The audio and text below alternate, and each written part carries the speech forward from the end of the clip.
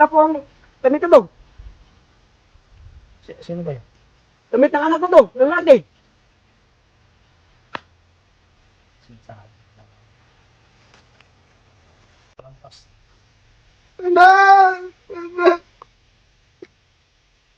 Hindi ko naman alam na anak ko.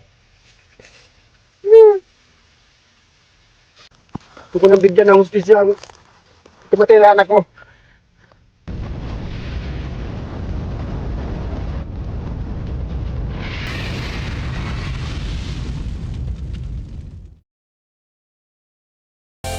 Sa bundok, may isang bayani, Maximum adventure hunter, lumalaban sa dilim ng bundok. May armas sa kamay, puso'y matatag, hinahamon ng mga bandido, walang takot na maramdaman. Max Tom, ang hunter.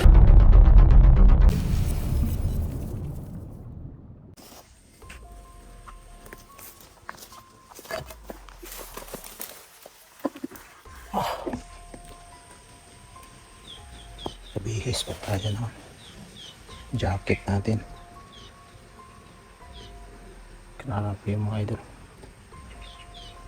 Sobrang pagod ko.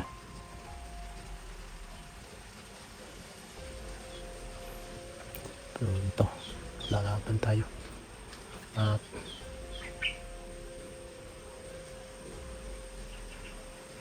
mag-iingat po kayo mga idol. Mag-pray palagi.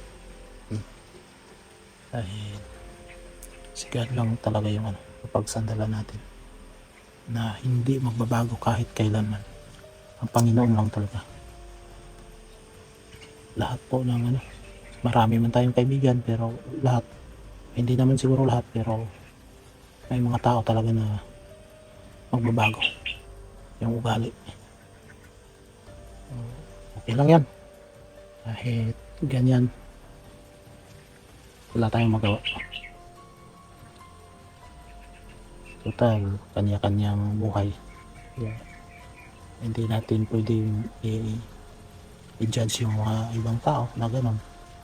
Kasi may iba tayo. Pagpatuloy lang natin kung anong andyan sa'yo. Anong andyan sa atin. Lahat. Ay, importante, wala tayong mga taong inapakan. So, ayan po mga idol. Pray natin na nakuha natin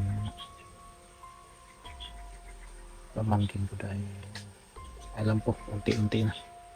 Alam ko na parang may na ano na po. Parang panaginipan ko na parang makukuha ko yung pamangkin ko. Ang sakit yung grabe mga idol.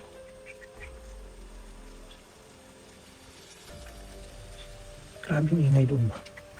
Tara. Ingay talaga dito.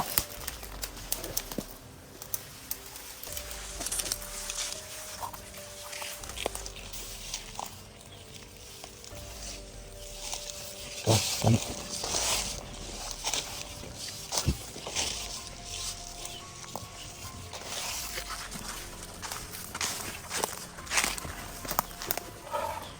Yung tunog natin parang manok. Naka-idlip sandali. Tapos, pero yung mata natin nakadilap. Dahil mahirap talaga pag mag-isa ka lang. Dahil hindi mo alam. Dahil wala namang mata yung likuran natin.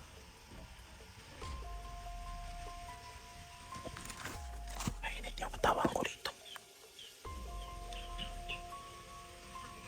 At may ingay. Parang may tao talaga.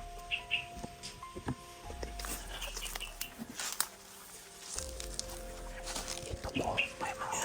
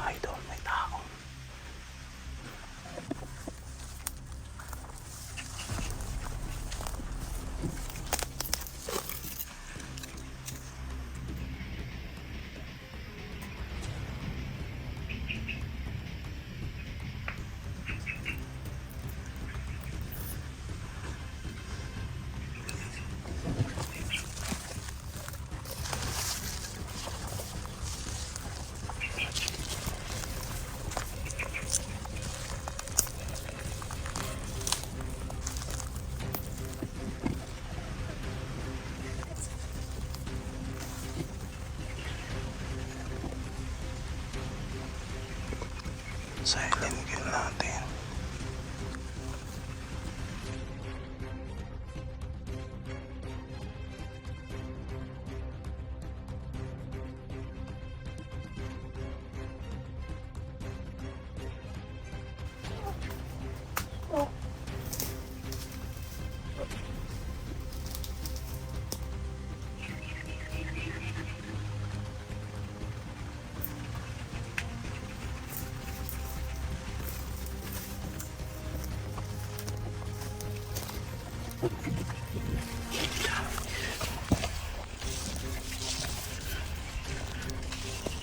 Ayun pa, isa pa. Isa pa.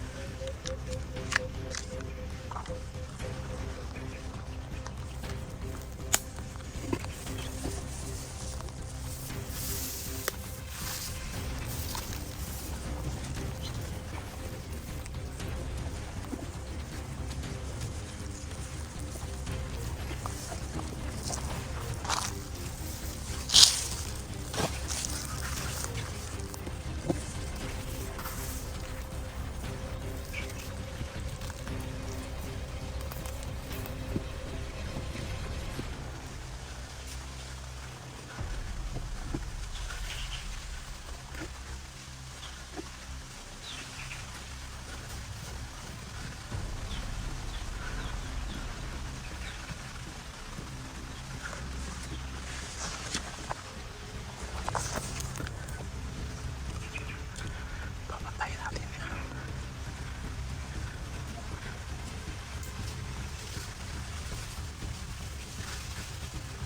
May tao. Sino yan?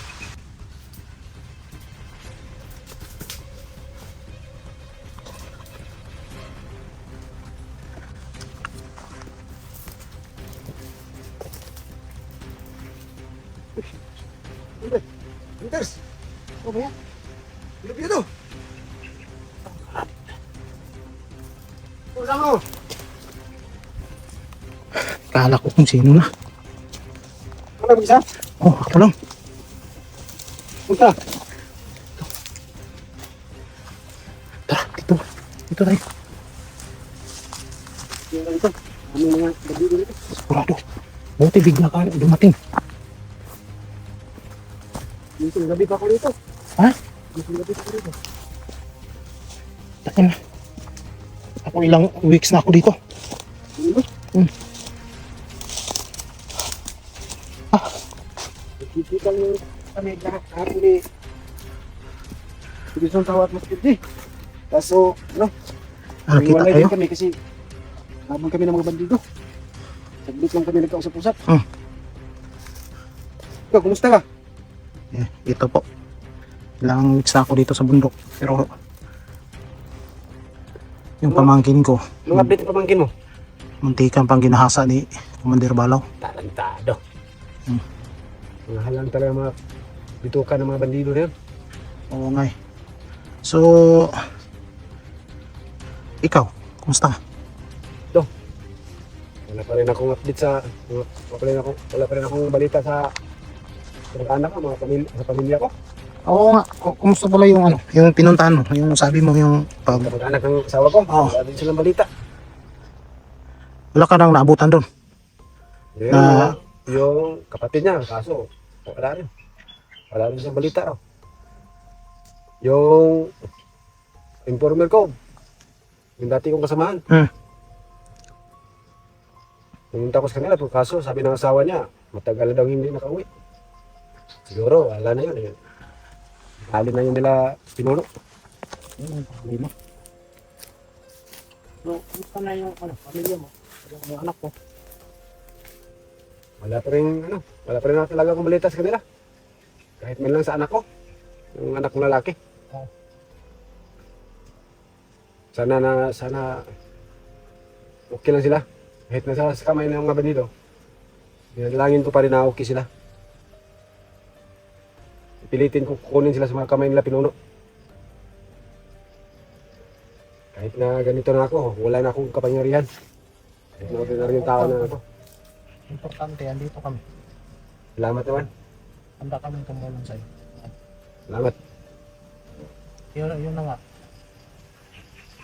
May balita ako sa'yo. Kahapon, may naabutan ako nun. Para,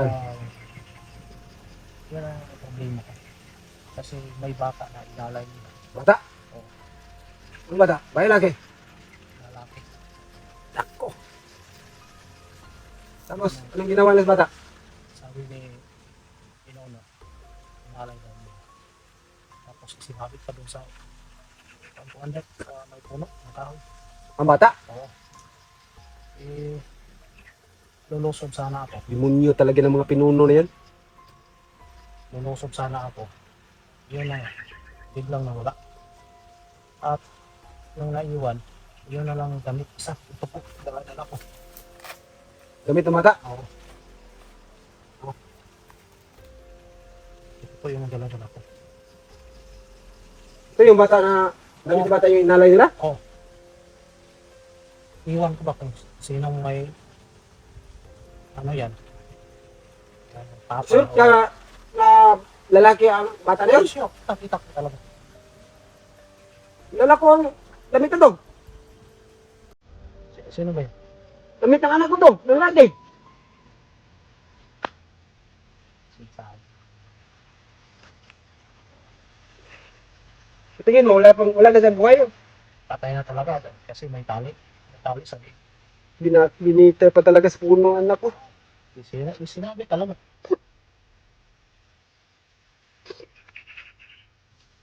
Kaya nga, sobrang gamit. Sobrang gamit ko talaga. Kaya wala akong pinagpalampas. Anak! Hindi ko naman alam na anak mo. Pagbabayaran mo ito, pinuno! Saan na lang yung katawan? Biglang nawala. Yung naiwan, yan na lang. Grabe talaga yung kasig ng ano yun. Parang, alam mo, Commander, parang dinadahan-dahan ka na. Dinurture pa nila siguro. Siguro. Kasi yung Kasi nabutan alay. ko, nabutan ko dahil maingay sila eh. Nabutan ko doon, sinabit. Lulusog sana ako, sobrang dami nila. Ito yung damit na regalo ko sa kanyang karawan.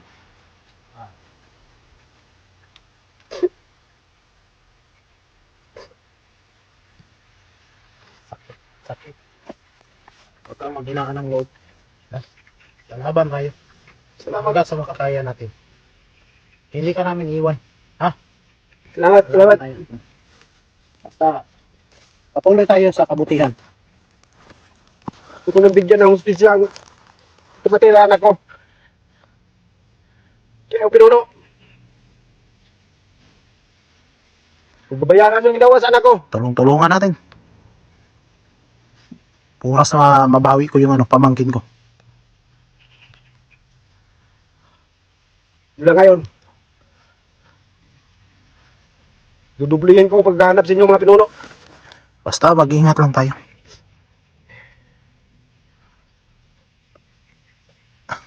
Wag mo Akin na lang to. wag mo na lang itapon yan, itago. Ito na lang nag-iisang alaala ng anak ko. Oh, Nag-iisang anak ko lalaki. hindi ka naman inikala na anak mo yan dahil sa sobrang daming kinuha nila na mga bata. Grabe si Commander Balaw. Siguro, yung ginawa nila sa anak ko, yung unti-unti nilang patayin. Oo nga eh. Alam ko, ang sigaw ng anak ko, tulungan mo ako, Papa! Tulungan mo ako, Papa! Oo, sigurado. Wala na tayong magawa eh. Dahil, kaiyak talaga.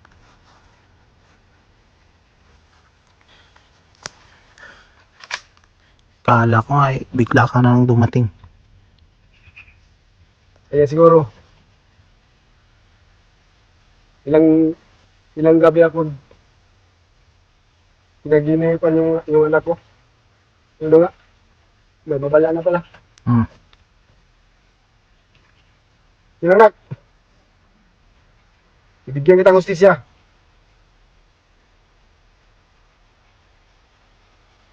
Problema natin ngayon, kung saan sila hanapin nila pinuno. Yun na nga, may Kasi pasulpot-sulpot lang, tarantadong pinuno na yan. may nakalaban pa ko, Commander. Na sinabihan ko pa nga na ano, saan si Pinuno, saan si Commander Malo. Sabi niya alam niya pero hindi siya susumbong. Sabi niya hindi ako susumbong sa iyo. Eh, tinuluyan ko nga eh. Buti na. Yan ang talaga gagawin natin. Pag hindi magsumbong, kung saan sila, walang awas sila pumatay ng mga biktima, ng mga hostage. Wala rin tayong awas kanila. Ngipin sa ngipin, Yan. pangil sa pangil. Buhay sa buhay. Yan yung dapat bawiin natin sa kanila. Dati na ako masama. Wala, unti-unti ka na. Na patayin yung mga pamilyang Nagagawa na nga eh. Ako ang gumawa ng masama dati. Pero bakit ang pamilya ko ang nagdusa? ikaw yung inuutosan. Mahirap talaga. So, Ano? so kayo nagkita kayo ni Master J. Mr. Suntao. Kumusta sila? Inambo sila. Ayun yung problema. Tumawag ako dahil nanghingi na ako ng tulong. Kaya nga Dahil, sabi ni Master J, umawag ka raw. Tapos nawala daw yung na-outcability ka raw. dahil yung signal pawala-wala. Tapos, Ganyan talaga dito sa bundok. tapos minsan naubusan tayo ng load. Oh. Wala tayong signal. Yun ang problema. Tapos, yung pinaka-problema din yung yung malulubat ka na lang. Oo. Yun ang problema. Totoo yan. Kaya sa inyo may mga cellphone. So, yung Siguro ako pag mayroon lang akong cellphone, yung mga kaganapan ko, siguro may update ako sa inyo. Makikita niyo. dapat mayroong cellphone ka na sana. Sana yung mga mabubuting puso dyan. Kung mayroon lang akong pera, damit nga. Kinuha ko lang ito sa sampayan ng kapitbahay ng anak sa asawa ko. Buti hindi ka hinabol. Sabi ko sa sampayan, hiramin mo muna to kasi wala na akong masusuot. Yung pinaka yun, dapat may aantay lang tayo, may mga pusong mababait talaga. Mayroon naman tao talagang mababait at nagsishare ng kanilang mga blessing. Para mahirapan tayo mag-contact sa iyo dahil wala ka namang cellphone. Wala nga ako, wala. Kahit wala. Ayan ang problema. Kahit nga pagkain, buti na lang yung mga kaibigan ko dating uwak. Hindi, nahadan pa ako. Na-remember ko pa noon, Commander, pag dumating na yung mga uwak, sabi ko, ito na naman yung mga kuan ni Commander. Mga kaibigan ko yun. Yung nagre-report sa akin. Ngayon, unti-unti nang kinukuha sa'yo. Wala na. Dalawang uwak na lang ang nga sa akin. Pero bihira na rin silang mapakita dahil sa mga pinuno. Ay, alam naman natin. Dahil, siyempre, Kanila galit. yan. Siyempre, galit na galit sila sa'yo dahil nagbago ka na So, Totoo talaga, Hunter. Nagbabago na talaga. yun ang pinaka good news talaga. Kaya kami, hindi ka namin sa buong buhay pababayaan. ko. Kung bakit ako napadpad sa grupo ng mga bandido. Kaya naging ganito ang pamilya ko. O kami na nakakaalam sa iyo, sa iyong buhay, naintindihan ka namin palagi. Salamat. Kaya, so, anong plano? Kung ano ang mission mo, yun din ang mission ko. So, sabay tayo ngayon. Pwede. So, tara. Pahinga muna tayo.